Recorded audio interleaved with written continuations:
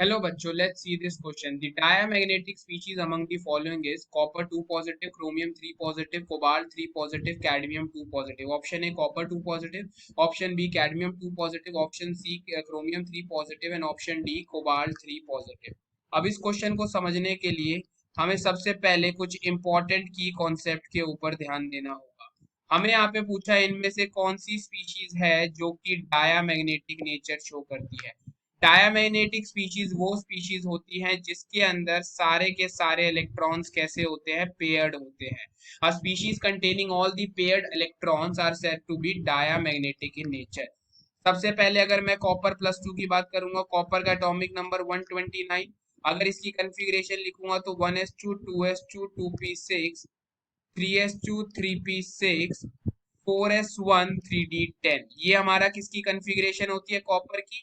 दो electron lose करेगा तो ये बन जाएगा 1s2 2s2 2p6 3s2 3p6 3d9।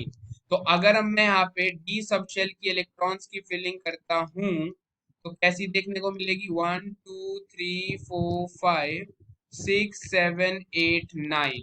तो इसके अंदर हमारे पास क्या है, एक अनपेड इलेक्ट्रॉन प्रेजेंट है। तो ये स्पीशीज कैसी स्पीशीज बन गई, पैरामैग्नेटिक बन गई। तो it is not a diamagnetic species. Next अगर हम एग्जांपल देखते हैं क्रोमियम 3 पॉजिटिव का, क्रोमियम का एटॉमिक नंबर 24। क्रोमियम का एटॉमिक नंबर कितना होता है हमारे पास, 24 होता है। 1s2 2s2 2p6 3s2 3p6 4s1 3d5, ये हमारे क्रोमियम की कन्फिग्रेशन है। तो तीन इलेक्ट्रॉन लूज करेगा तो बन जाएगा 1s2 2s2 2p6 3s2 3p6 3d3।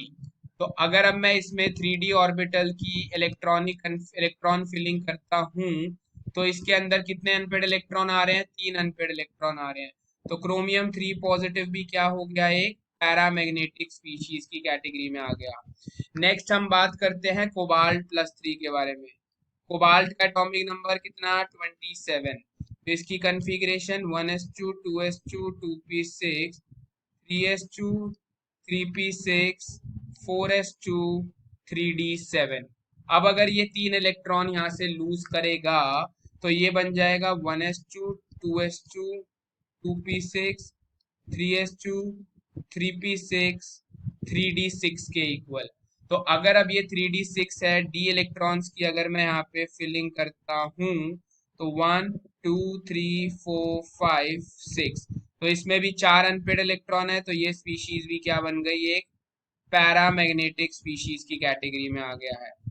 Next अगर हम बात करते हैं, लास्ट हमारे पास है कैडमियम 2 पॉजिटिव। कैडमियम जो आता है वो हमारे पास आता है जिंक के ग्रुप में। जिंक का एटॉमिक नंबर कितना, 30। कैडमियम का एटॉमिक नंबर होता है 48। तो जैसे अगर हम जिंक 2 पॉजिटिव की कन्फिग्रेशन लिखते हैं तो उसकी कन्फिग्रेशन में आउटर कन्फिग्रेशन क्या आ जाएगी हमारे पास, 3d10 4s0। तो सिमिलरली कैडमियम 2 पॉजिटिव की आउटर कन्फिग्रेशन क्या हो जाएगी, 4d10 5s0। तो 4d10 है तो ये क्योंकि हमारे पास क्या है, फुली फिल्ड शेल है, फिल्ड इलेक्ट्रॉन्स हैं, मतलब सारे के सारा डी सब शेल में पेयर्ड इलेक्ट्रॉन्स हैं। यानी कैडमियम 2 पॉजिटिव कैसी स्पीशीज हो जाएगी, एक डायामैग्नेटिक स्पीशीज की कैटेगरी में आ जाएगा। अगर मैं यहाँ डी इलेक्ट्रॉन्स की फिलिंग करता हूँ, 4d10 है, 1 2 3 4 5 6 7 8 9 10 सारे इलेक्ट्रॉन पेयर्ड है, मतलब ये डायामैग्नेटिक है। सो हमारा करेक्ट आंसर हो जाएगा option number B. I hope you understood it well. All the best. Thank you.